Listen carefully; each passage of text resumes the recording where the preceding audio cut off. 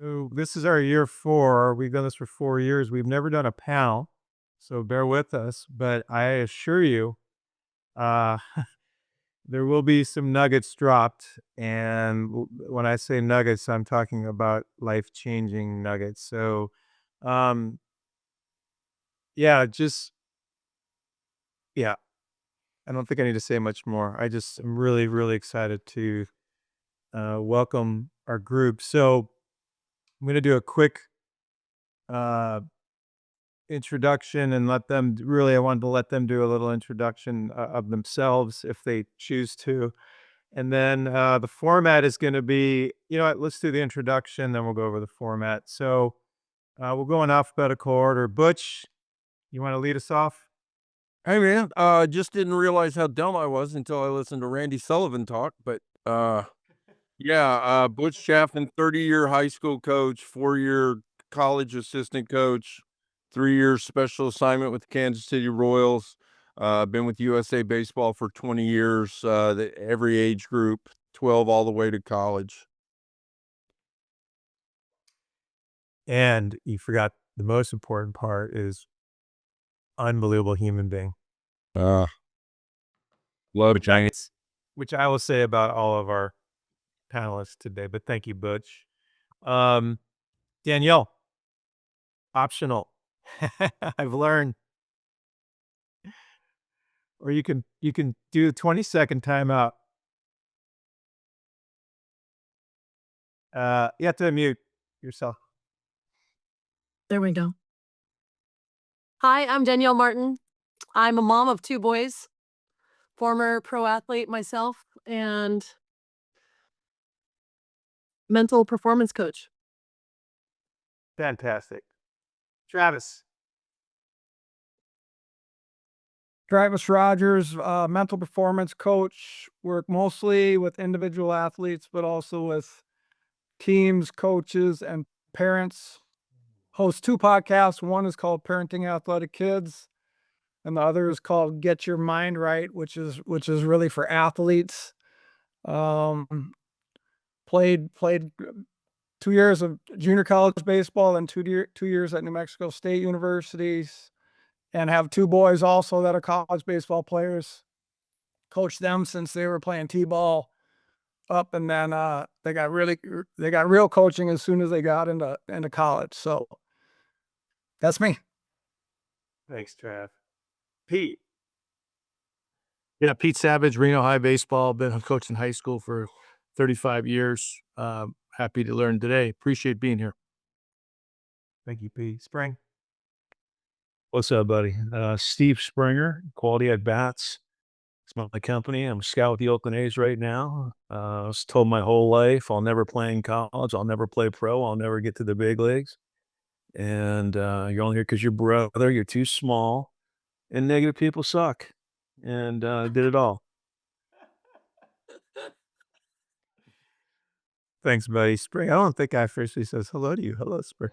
Hi, buddy. Spring and I have done several speaking engagements together going back, what, 25 years, Spring? How far back do you how far Not so bad.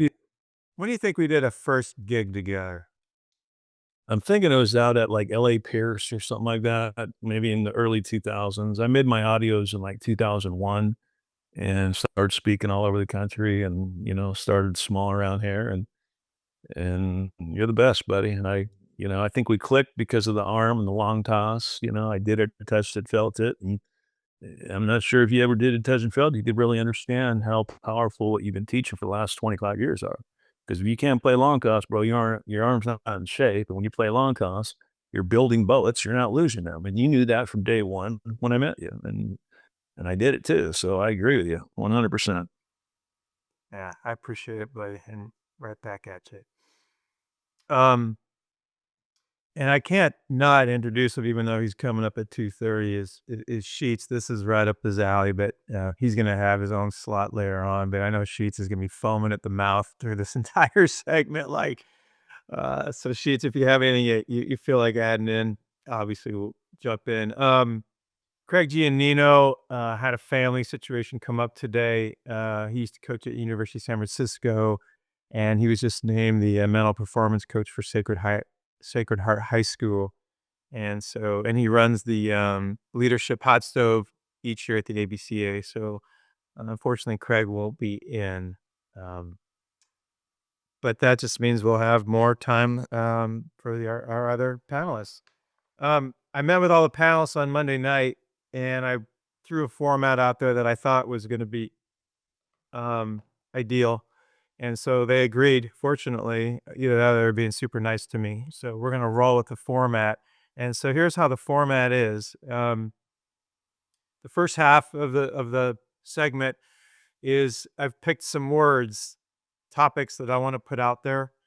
And what's cool about this panel is it's very diverse. You know, we have mental skills, we have culture, we have hitting. So it's like we have life skills stuff. So it'll be kind of interesting to see where they go with this. And so again, I'm going to put our word, our topic, and then each panelist knows that they have about 60 seconds, which is interesting because 60 seconds is challenging, and yet it's going to force them to get straight to their nugget. So we'll see how it goes. They know I'm going to ring the bells, not as a punishment.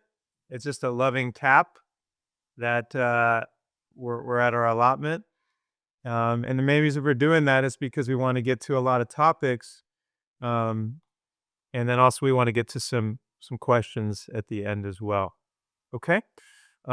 So I have my notes here. So I think the first word I came up with is I want to go with is breathing. So we're going to go in order and then we'll switch the order. So Butch, I know Butch has done a lot of note taking on this already. Butch is already ready for this. Butch, you're on. Breathing. I just the guys I work with national team kids, and like this past summer, I was with the college team, and one of the things that I've seen is I've seen them, when they experience failure, they get quiet, and a lot of people think when players get quiet that they're pouting, and actually, what's happening is these elite players, they're gathering and they're focusing, and they use their breath.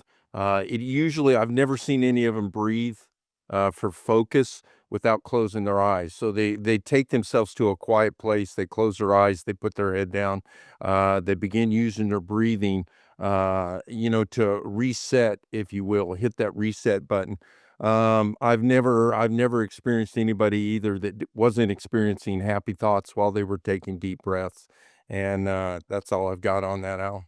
Rude. Oh my goodness. 47 seconds or so. Killed it. Danielle. Clock. Intro clock. Feel. So Hold on. I am a certified breath coach under Stieg Severinsen with Breathology.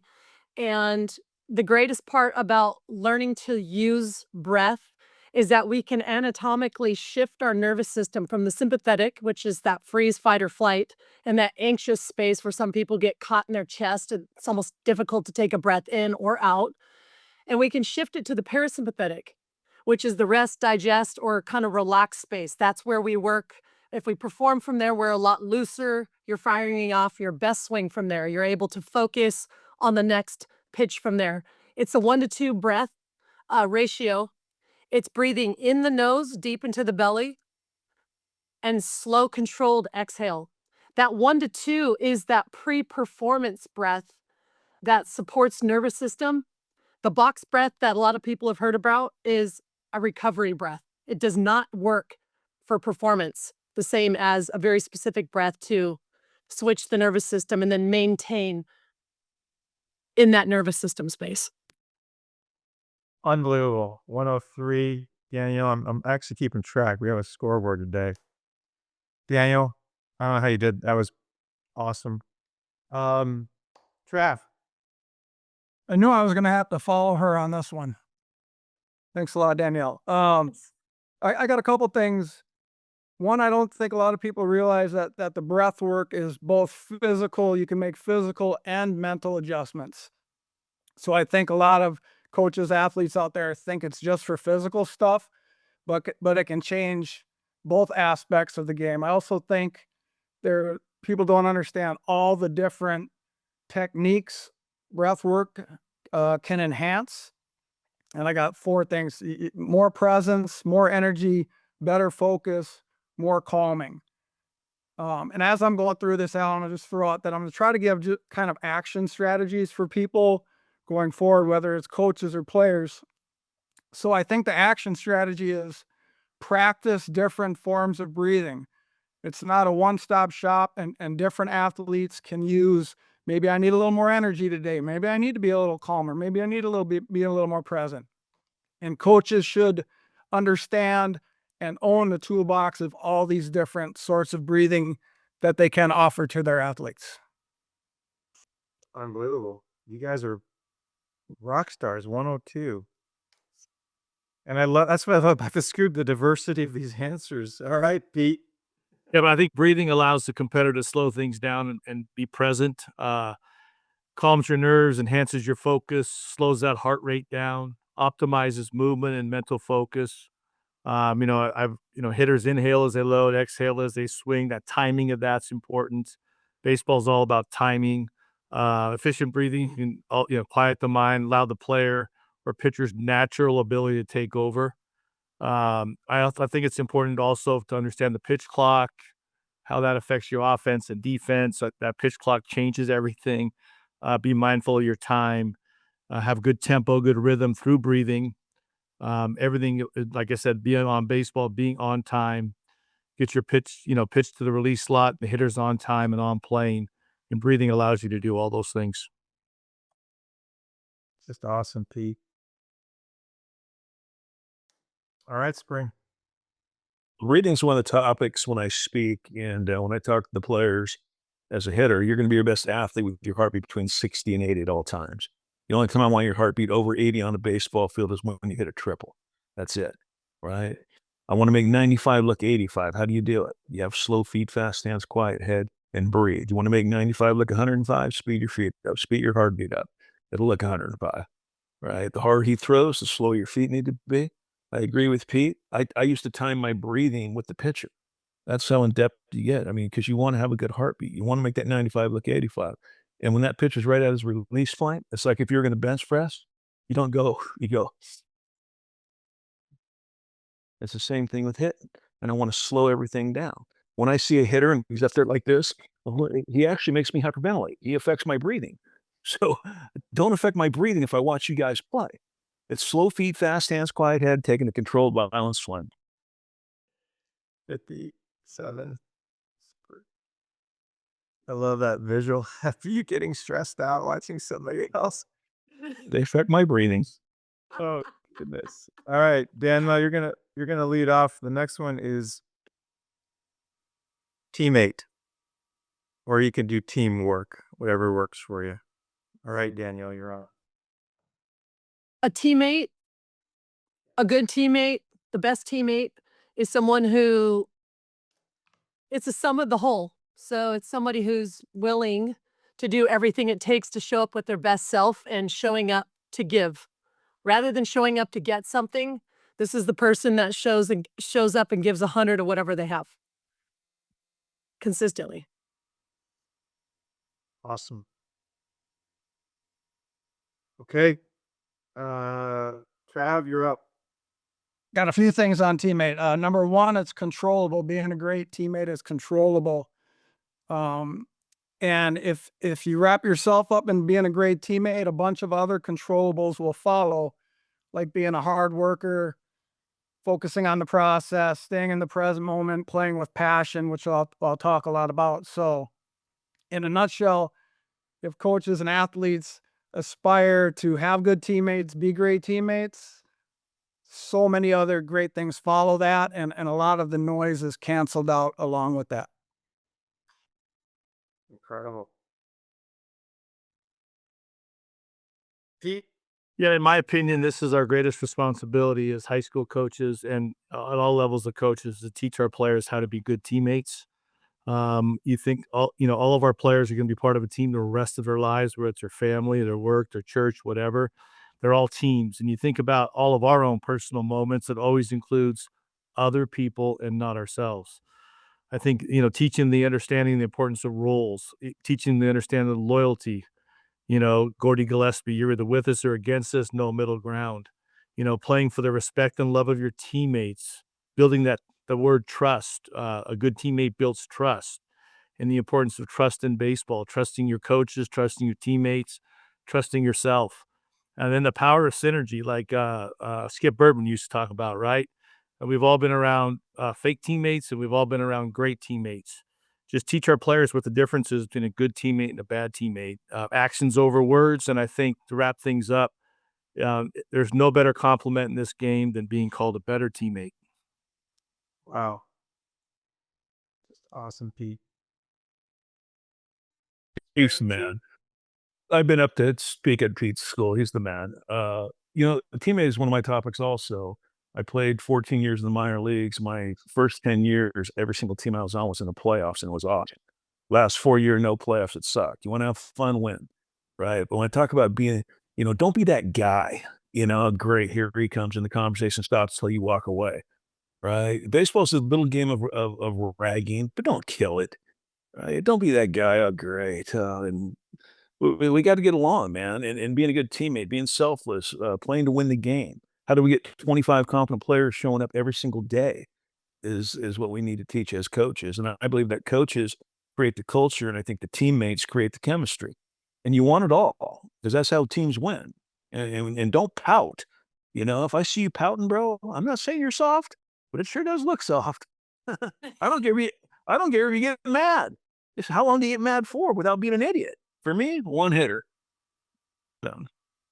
Love it. Thank you, Spring. And Butch. Hey, just piggyback on Pete. Pete's awesome. I think as a coach, it's the number one job. Number one job of a coach is and hardest challenge for a coach is to get a team to all be good teammates. And when I started playing Little League, my mom signed me up with Little League. She said, just be a good teammate. Well, I thought that was handing water to everyone and everything like that. So it was the only way that I knew. And when I got in high school, I was the captain of the team every year. When I got in junior college, I was the captain. I was captain at D1. I've never not been the captain, only because I was the one trying to be a great teammate. And because that, I found when I played and everybody was for me, it gave me more energy. I was the guy when I'd get the hit, everybody'd clap instead of one or two. And my mother's the one that pointed that out.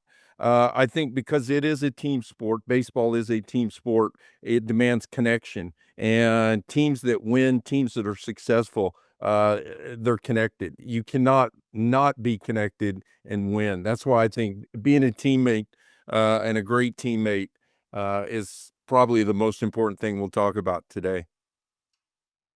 It's just awesome. I'm glad I'm recording this, by the way. You guys are throwing out haymakers. Next word. Pete dropped this word a few times, so I want to go there, is trust. And we're going to start this time with Travis. All right, trust. And I think Butch mentioned it quite a bit as well. Like trusting your teammates, trusting yourself. I'm going to talk a little bit more about trusting yourself, which the term I use is really self-confidence. And I don't know if we're going to get to confidence, Alan, or not, but self-confidence is, for me, much more important than confidence and supersedes any kind of confidence. Confidence is based on situations in my mind. Who are we playing against? Who's pitching? All these other things. We want to rely on trust or self-confidence. What do I need to do to give me and my team the best chance of success? What are the controllables? So I have trust or self-confidence if I believe that the controllables that I have put into place give me and my team the best chance of success. That's trust. Awesome, Trav. Pete, you're up. Trust. Yeah, so 3 areas of trust in the game. As a coaching staff, it's obviously critically important that we build trust with our players. You gotta love them. You gotta teach them. You gotta be there every day for them.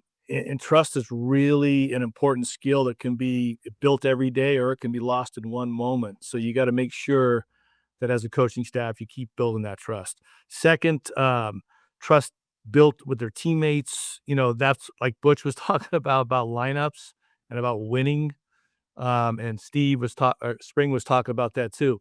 In baseball, you don't know who's going to be up in the biggest part of it could be the state championship game. It's not like in basketball where you can design a play and pass the ball to Michael Jordan every time. You got to build your teammates, and you do that through building up trust from one to each other. And like Butch said, the most connected teams are the most trustful teams. And finally, baseball is, I think, the greatest sport because when you're in that batter's box, you better trust your process. And when you're on that mound, you better trust your process because you're it. And the harder you work to build that trust and that self-trust, you're going to be a great player. So I just see trust in those three different areas. Fantastic. Thank you, Pete. Spring? Well, I think trust and belief are pretty similar in my mind. Do I know I can hit or am I hoping to hit? It's two different things. I get the emails from parents. Oh, little Johnny's great in the cage and he freezes in the game. And it's for me, he's either afraid of the ball or he doesn't believe he's very good yet. And we got to believe that we're good. We got to trust that we put in the time. I think it was Peyton Manning or Aaron Rodgers said, pressure's when you're not prepared. And if you could trust that you did go through the process of being prepared for that day, I believe changing what you think success is could create more trust. I've said that a long time. I love stats are agreeable. Stats make you feel. And, I hit 3 balls right on the screws right at something. Baseball says I suck. Well, that's not going to make me trust if I'm very good. So it's just a matter of, believing in yourself, believing in your teammates. It's like Coach said, who knows going to be up in the 9th inning? Do I want the 5th at bat? You better want the 5th at bat. That's when heroes are made. Love it, Spring. You used a word earlier that Jay Johnson brought up. I wrote down. I've never heard anybody say this before. He wants to be undefeated at preparation. Yeah. Pretty cool. And he is. Jay is. He's Jay's the man. Yeah. Butch, trust, brother. This is one of those things like this myth creeps in. I'm afraid we've done a disservice, and Sheets probably did it. Sheets probably did it more than anybody. You talk about relationships, and young coaches go into it looking for relationships. When in fact, if they just be the best baseball coach they can be, the trust will come. I need you to trust me as a baseball coach before you can trust me with any kind of relationship. So I want to be as prepared as I can. I want to be the best teaching coach that I can. I want to be throwing out nuggets and just dropping truth bombs on you when it comes to the game as much as I can. So you're like, wow, this guy's a really good baseball coach. I want to get to know him a little bit more.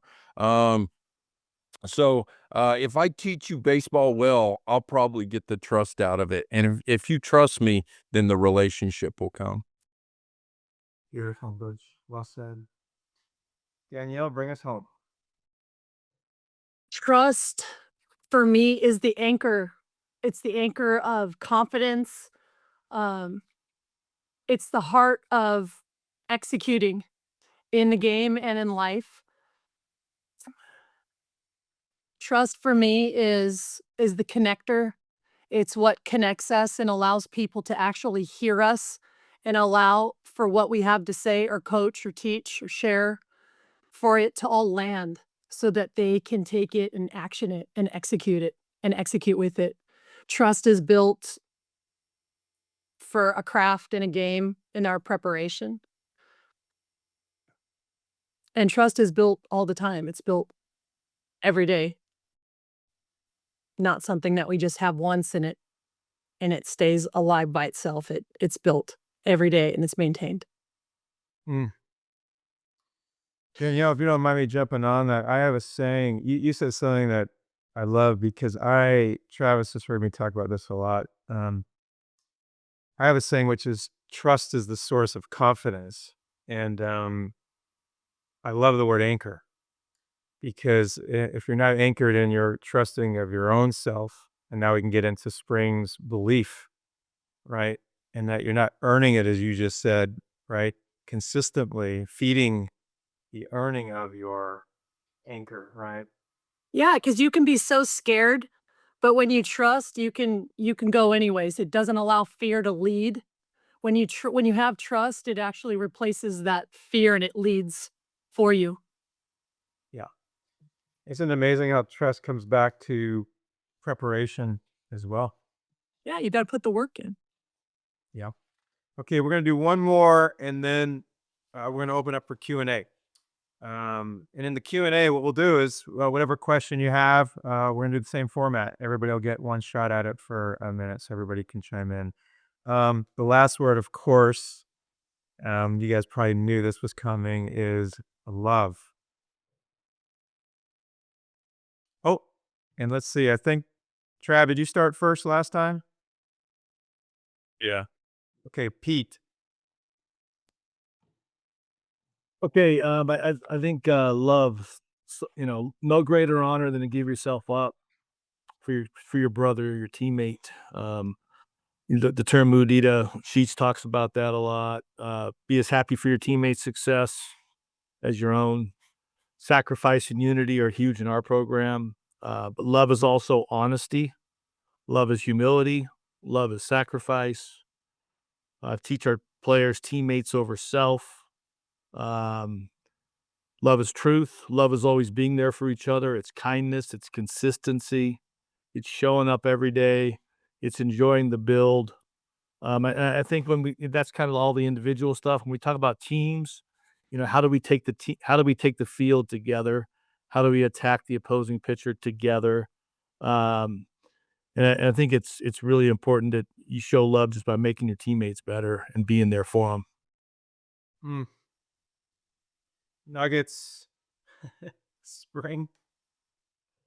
Well, you talk about love is I had a conversation on the golf course with a guy. I've never had a job in my life for 64 years because I love what I do. If you don't love what you do, bro, it's a job. And I've been in baseball for 43 years. I spent 11 years in AAA, and people are like, "How do you do that?" I'm like, "Well, two reasons. One, I knew the alternative, getting a real job, and two, I felt that I was good enough to play in the big leagues, and when you love something so much, and I love competing. I mean, that's the whole thing. And not only I love competing with confidence. You guys see me break that down all the time because I think everybody competes. If we had a game tonight, every single person's going to compete.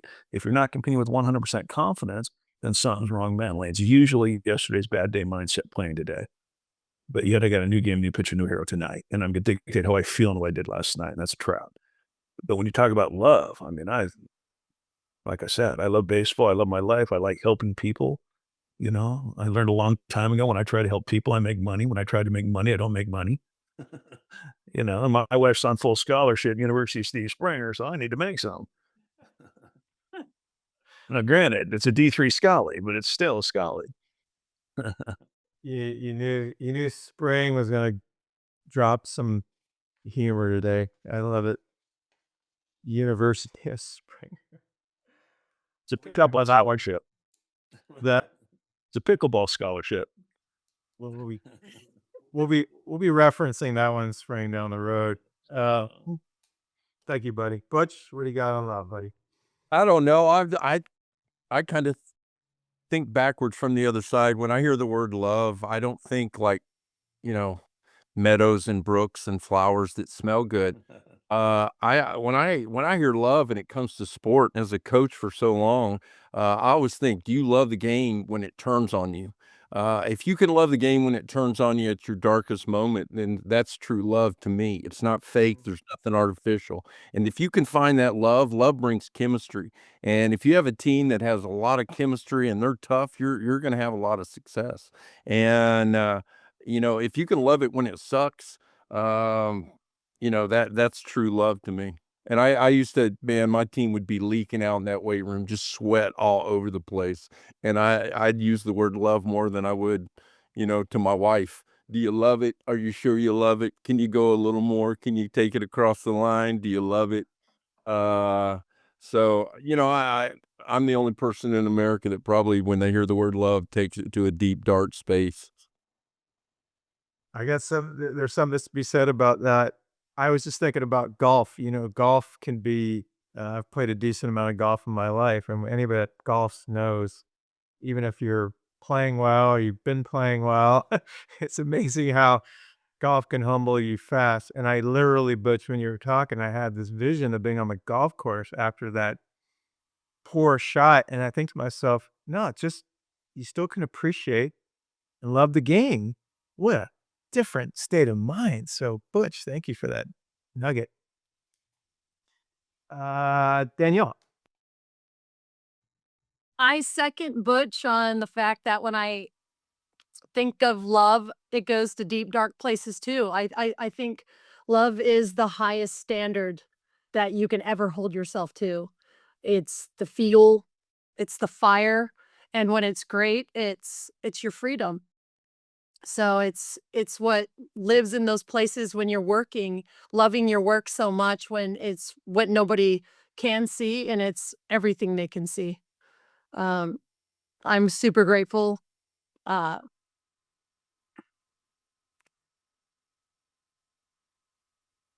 to do what I kinda I second a lot of what a lot of these guys have said. Springer, you said you love what you do so much, and it's like, doesn't feel like a job as much work as I know it is. Um, yeah, it's the fuel.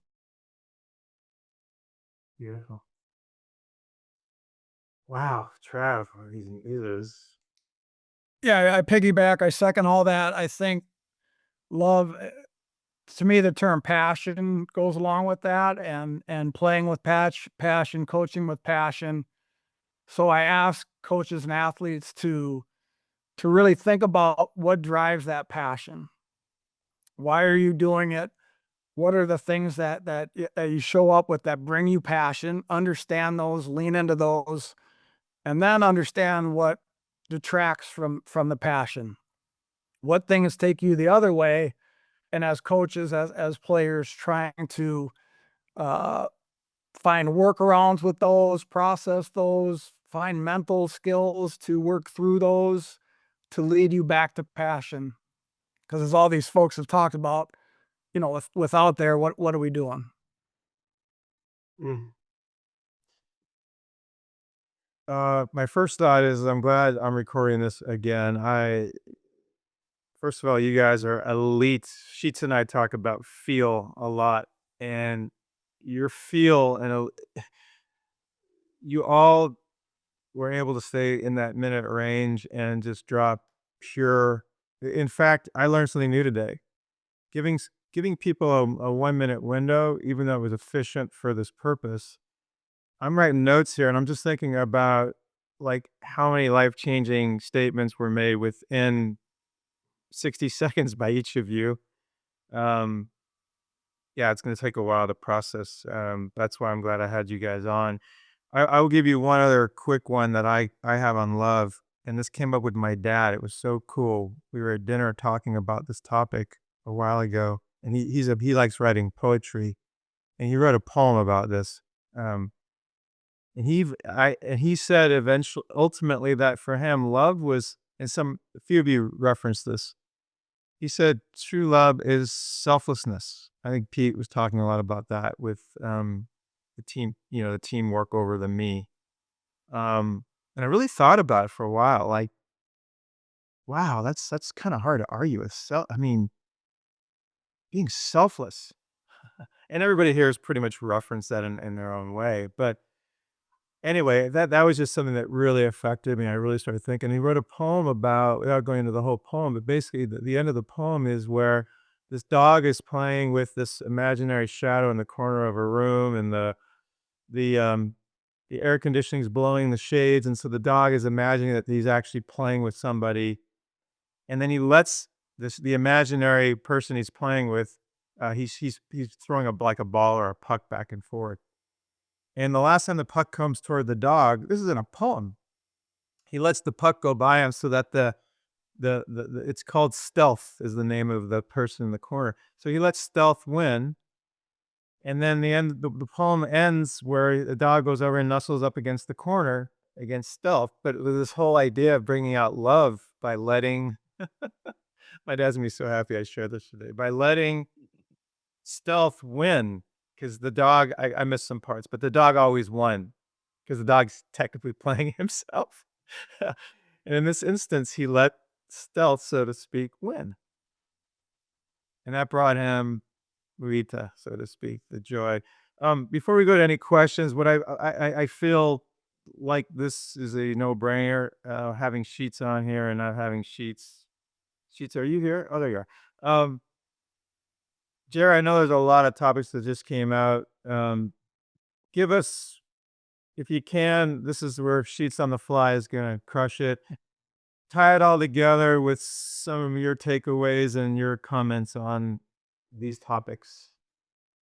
I think it's always impressive to listen to multiple folks come up with different definitions for the same word.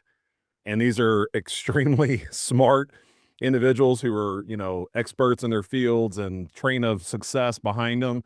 But you can give them one word and they all can go off on different branches that all lead back to the same, starting place.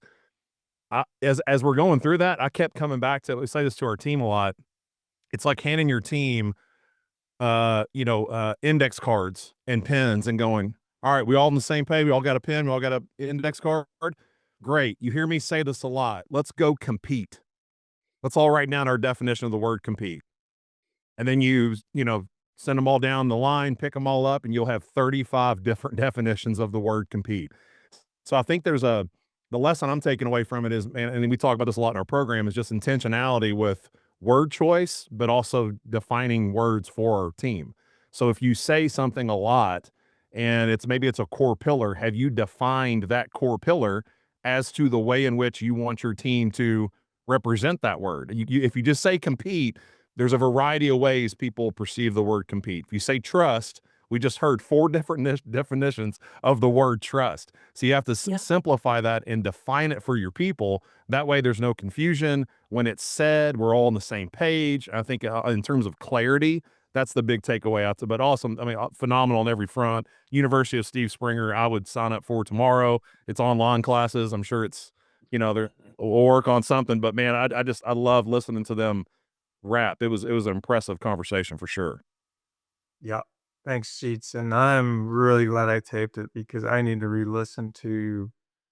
There's no way I was able to process the amount of just absolute nuggets that were just shared. So thank you guys for just sharing and being so efficient. Let's do this. We've got about 10 minutes or so. If you have a question, feel free to put it in the chat room or you can raise your hand and we'll pose the question to the panel and we'll let everybody take a shot at it kind of in the same manner.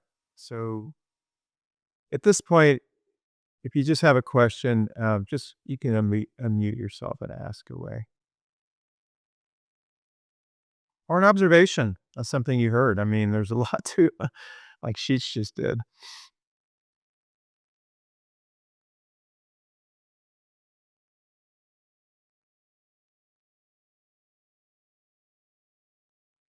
Alan, one thing I want to just bring up, Yes. for those people that have been coaching a long time, when the word love, being a coach's wife, is, this will be our 40th wedding anniversary this year in May. And our first, we were at a state championship tournament on our first year anniversary. So all I'm saying is that, balance in coaching is a really important thing. Some of us are good at it. Some of us are not.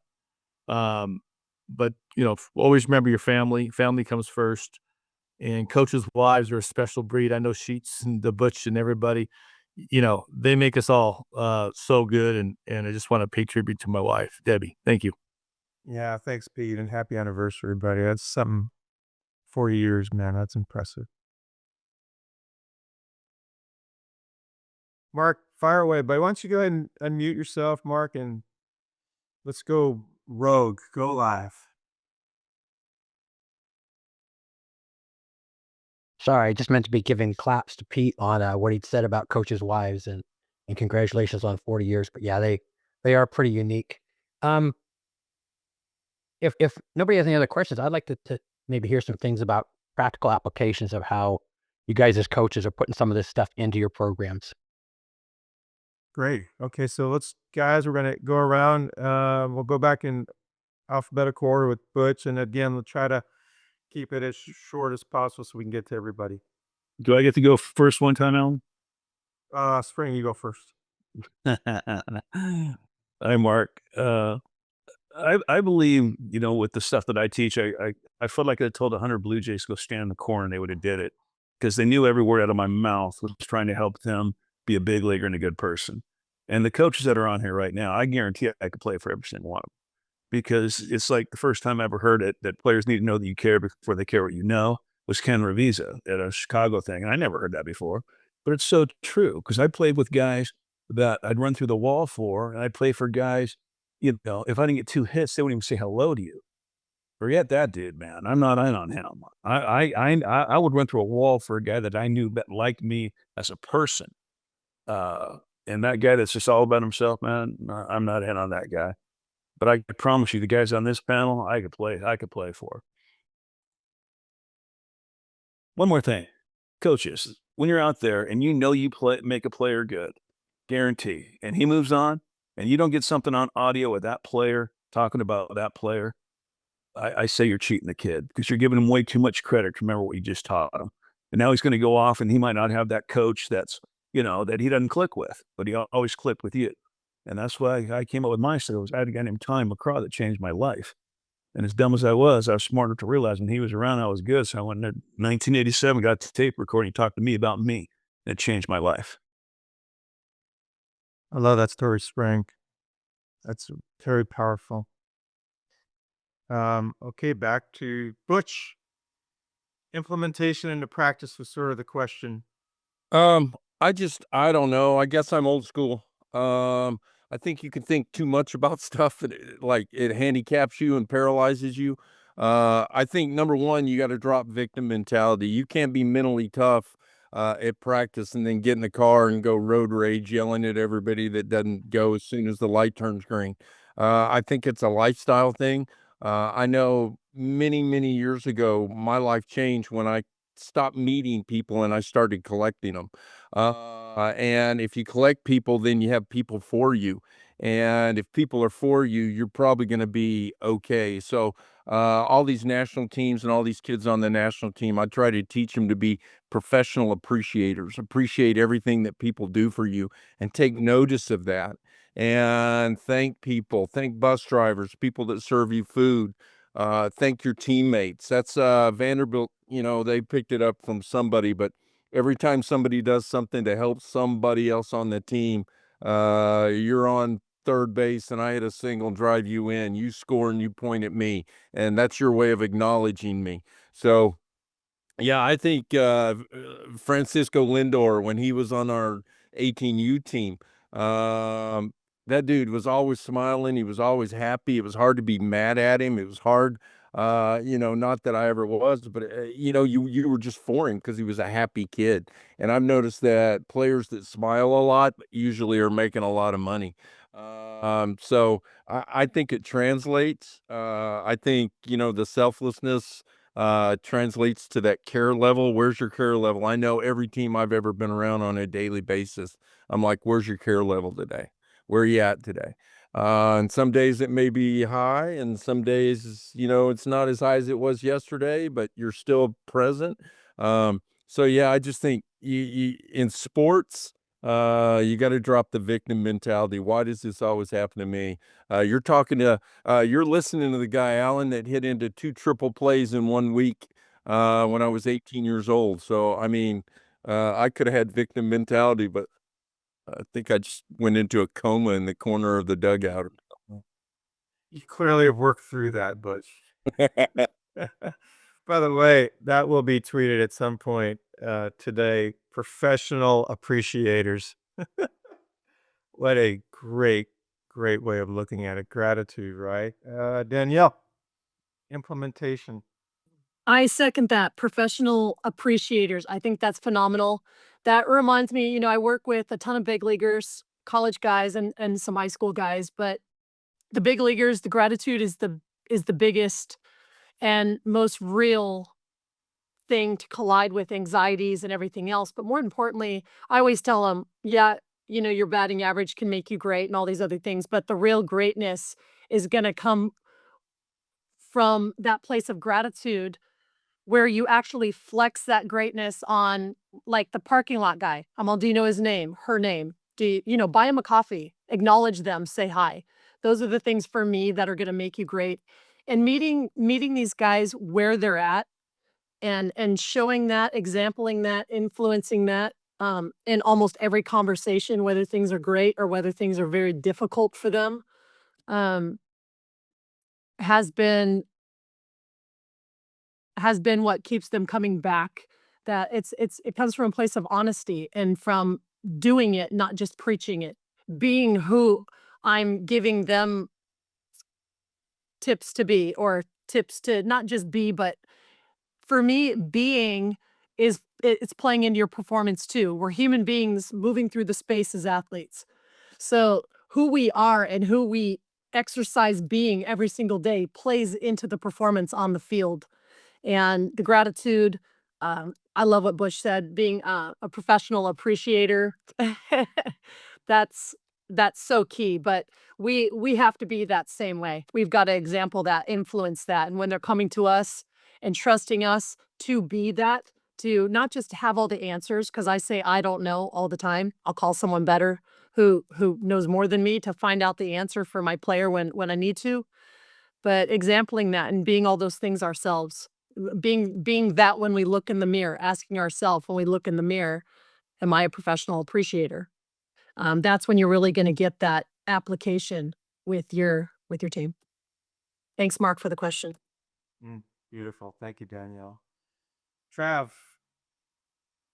Yeah, when I heard the word implementation, I was thinking, how do I implement this in practice? So I want to get into that a little bit. Um, First of all, it has to be in a practice plan, so it has to be written down. We're going to implement some type of piece of the mental game. I think an easy one, easy to implement, not quite as easy to carry through maybe, is journaling. So we're going to get into our journals before practices, before games, and we're going to write down the controllable aspects we're going to take into the game today. And it could be physical stuff, it could be mental stuff, it can be our breath work, it could be our process. But it takes 2 to 5 minutes to journal before a practice, and it sets the mood, it sets the standard for how the practice and or games are going to go.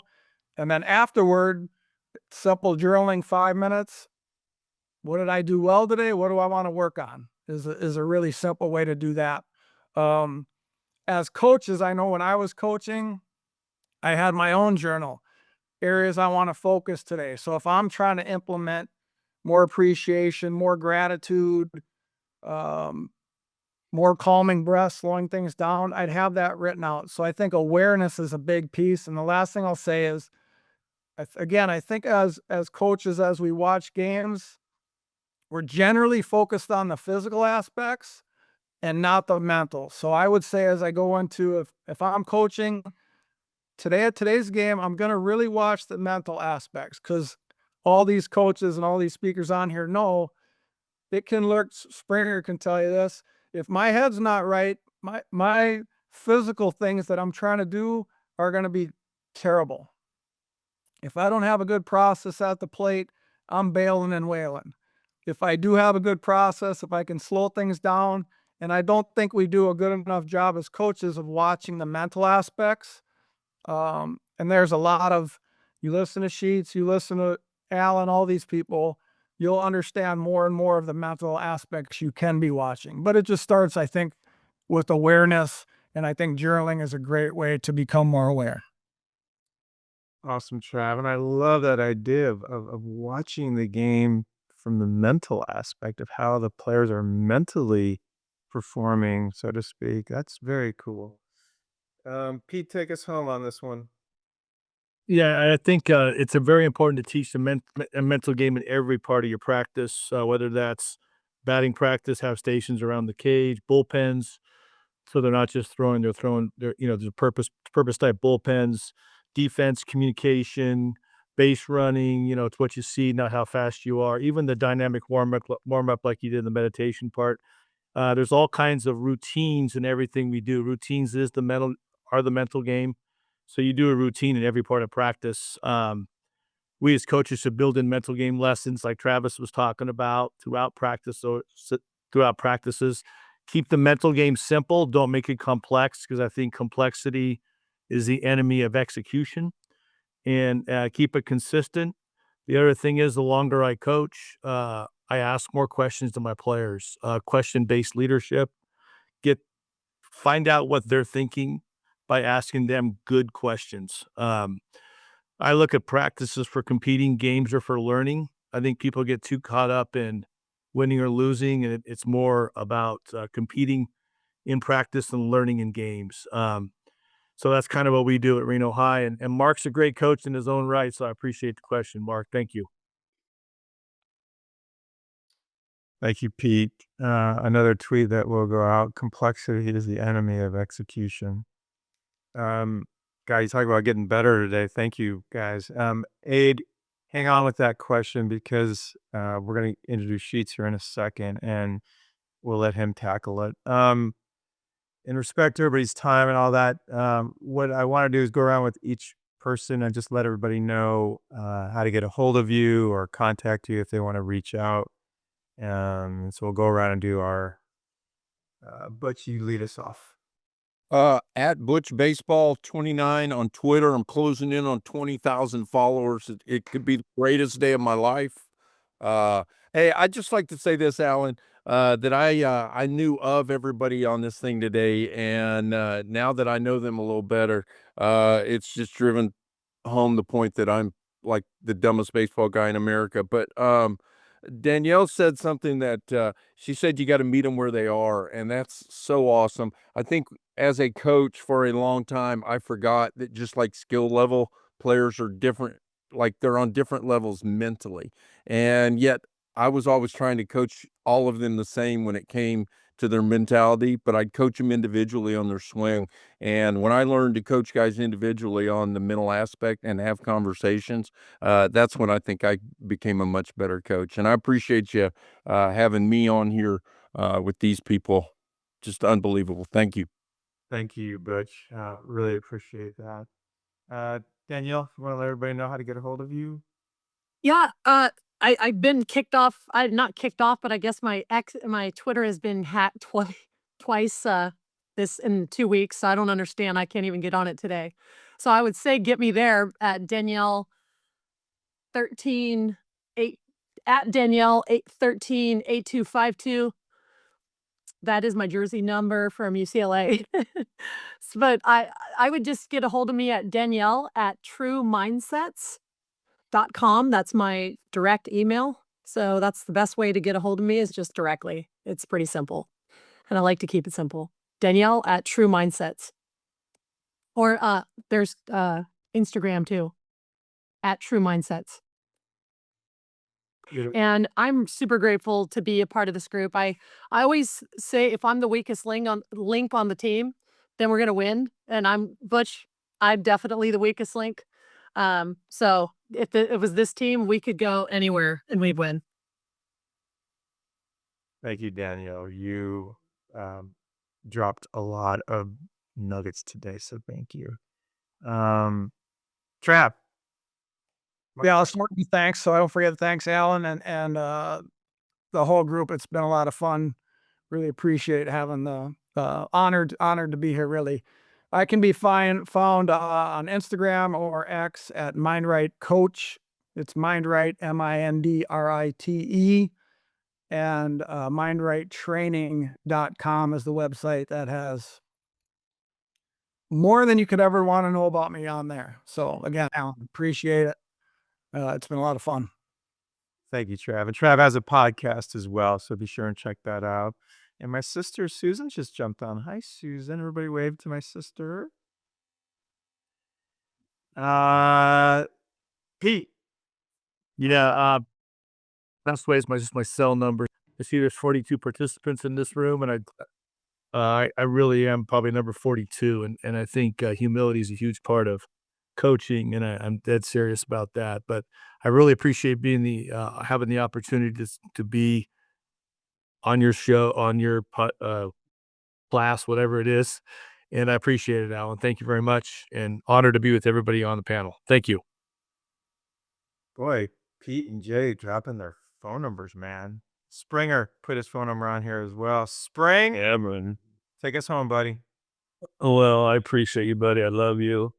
As coaches, you know, it's one of my lines. If we're just teaching mechanics only, bro, you're serving the appetizer and you're skipping the dinner, because the dinner is the mental game. And how do we get these guys to compete with confidence? How do we, you know, keep it fun? But it's just like, it's just so amazing how too many kids play this game like they're in a 3-hour timeout, like they're in trouble.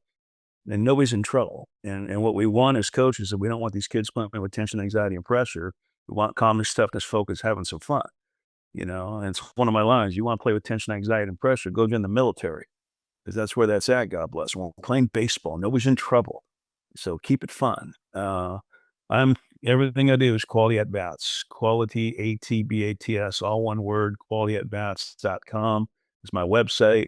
I speak all over the country. Please have me come speak to your high school or travel ball.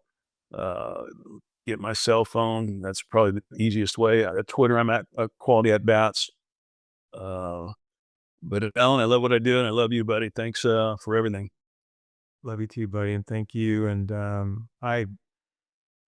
I mean this. I've been doing this for 35 years. I cannot believe what you guys did in a minute, as far as the amount of, you know, the richness of the the nuggets you guys all dropped in your prep. By the way, it goes back to something Jay said earlier. You know, just so everybody knows on this, it's here today.